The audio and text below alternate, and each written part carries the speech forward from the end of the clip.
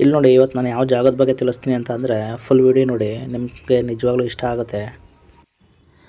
ಈ ಜಾಗನ ದಕ್ಷಿಣ ಕಾಶಿ ಅಂತ ಕರೀತಾರೆ. ನಿಮ್ಗೆ ಏನಾದರೂ ಕಾಶಿಗೆ ಹೋಗೋಕ್ಕಾಗಲಿಲ್ಲ ಅಂತಂದರೆ ಈ ಕ್ಷೇತ್ರಕ್ಕೆ ಬಂದು ಇಲ್ಲಿ ಗಂಗಾ ಜಲ ಸಿಗುತ್ತೆ. ಈ ಗಂಗಾ ಜಲದಲ್ಲಿ ಸ್ನಾನ ಮಾಡಿದ್ರೆ ಅಥವಾ ತೀರ್ಥನ ಸೇವನೆ ಮಾಡಿದ್ರೆ ನಿಮಗೆ ಪುಣ್ಯ ಸಿಗುತ್ತೆ ಅಂತ ಹೇಳ್ತಾರೆ. ಯಾವುದು ಈ ಜಾಗ ಅಂತ ಅಂದರೆ ಅಂತರಗಂಗೆ. ಈ ಅಂತರಗಂಗೆ ಎಲ್ಲಿರೋದು ಅಂದರೆ ಕೋಲಾರ ಜಿಲ್ಲೆಯಿಂದ ಜಸ್ಟ್ 3 ಕಿಲೋಮೀಟರ್ ದೂರದಲ್ಲಷ್ಟೇ ಇರೋದು. ಇದು ಬೆಂಗಳೂರಿಂದ ಎಷ್ಟು ಹತ್ತಿರ ಇದೆ ಅಂತ ಅಂದರೆ ಬರೀ 60ರಿಂದ 65 ಕಿಲೋಮೀಟರ್ ದೂರದಲ್ಲಿರುತ್ತೆ.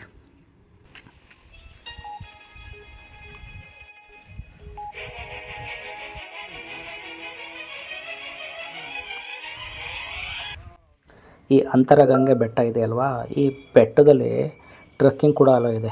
ಬಟ್ ನೀವು ಟ್ರೆಕ್ಕಿಂಗ್ ಹೋಗಬೇಕು ಅಂತಂದರೆ ಅಲ್ಲಿ ಕೆಲವು ರೂಲ್ಸ್ ರೆಗ್ಯುಲೇಷನ್ಸ್ ಇದೆ. ಅದನ್ನು ಫಾಲೋ ಮಾಡಿಕೊಂಡು ಆನ್ಲೈನಲ್ಲಿ ಬುಕ್ ಮಾಡ್ಕೊಂಡು ಟ್ರೆಕ್ಕಿಂಗ್ ಹೋಗಬೇಕಾಗತ್ತೆ. ಅದಲ್ಲದೆ ಇನ್ನೊಂದು ಏನು ಅಂತಂದರೆ ಈ ಬೆಟ್ಟದಲ್ಲಿ ಎಲ್ಲೂ ಕೂಡ ಪ್ಲ್ಯಾಸ್ಟಿಕ್ನ ಯೂಸ್ ಮಾಡೋಂಗಿಲ್ಲ ಹಾಗೂ ಗಲೀಜು ಮಾಡೋಂಗಿಲ್ಲ. ಇದನ್ನು ತಲೆಯಲ್ಲಿ ಇಟ್ಕೊಂಡು ಟ್ರೆಕ್ಕಿಂಗ್ ಹೋಗಬೇಕಾಗತ್ತೆ. ಈ ಅಂತರಗಂಗೆನ ಕರ್ನಾಟಕದ ದಕ್ಷಿಣ ಕಾಶಿ ಅಂತ ಕರೀತಾರೆ ಹಾಗೂ ತುಂಬ ಸ್ಥಳಗಳನ್ನ ಕರೀತಾರೆ. ಬಟ್ ಇದನ್ನು ಏನಕ್ಕೆ ದಕ್ಷಿಣ ಕಾಶಿ ಅಂತ ಕರೀತಾರೆ ಅಂತ ಫುಲ್ ವಿಡಿಯೋ ನೋಡ್ತಾ ಹೋಗಿ ಡೀಟೇಲ್ನ ಎಕ್ಸ್ಪ್ಲೇನ್ ಮಾಡ್ತಾ ಹೋಗ್ತೀನಿ.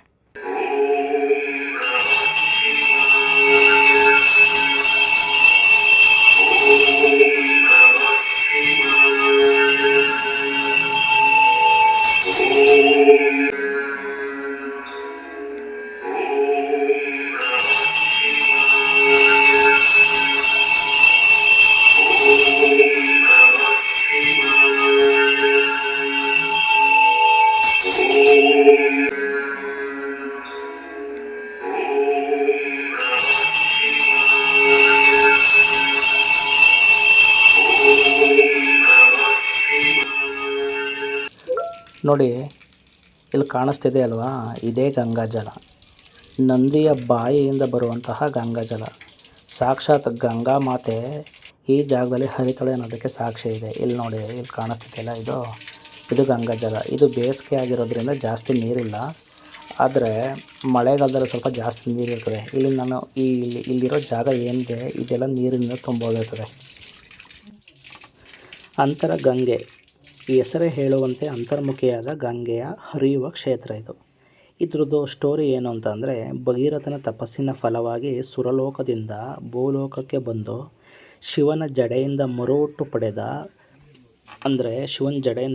ಪಡೆದು ಸಾಕ್ಷಾತ್ ಗಂಗಾ ಮಾತೆ ಆ ಕಲ್ಲಿನ ಬಸವ ಇದೆಯಲ್ಲ, ಈ ಕಲ್ಲಿನ ಬಸವನ ಬಾಯಿಯಿಂದ ಇಲ್ಲಿ ಭೂಸ್ಪರ್ಶ ಮಾಡುತ್ತಾಳೆ ಎಂದು ಇಲ್ಲಿನ ಅರ್ಚಕರು ಹೇಳುತ್ತಾರೆ. ಹಾಗೂ ಇಲ್ಲಿ ಉಲ್ಲೇಖನೂ ಕೂಡ ಇದೆ.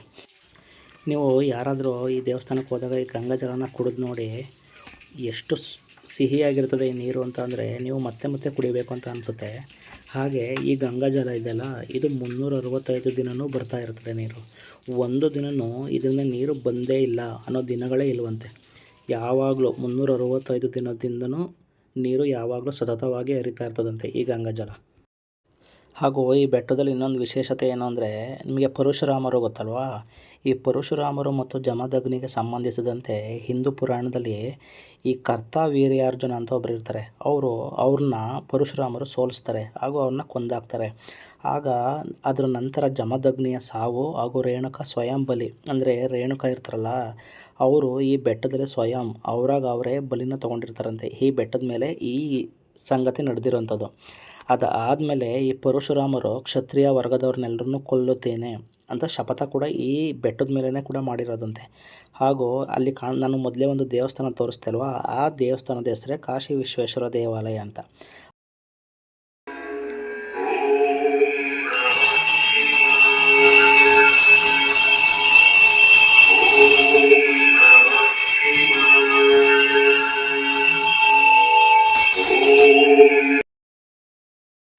ಈ ಕೋಲಾರ ಜಿಲ್ಲೆ ಬರೀ ಚಿಕ್ಕ ಜಿಲ್ಲೆ ಆಗಿದ್ದರೂ ಕರ್ನಾಟಕದಲ್ಲಿ ಚಿಕ್ಕ ಜಿಲ್ಲೆ ಅಂತ ಹೇಳ್ತಾರೆ. ಆದರೆ ನೋಡಿ, ಈ ಕೋಲಾರನ ಚಿನ್ನದ ಗಣಿ ಅಂತಲೂ ಕರೀತಾರೆ. ಹಾಗೂ ತುಂಬ ಐತಿಹಾಸಿಕ ಸ್ಥಳಗಳು ಕೂಡ ಇದೆ.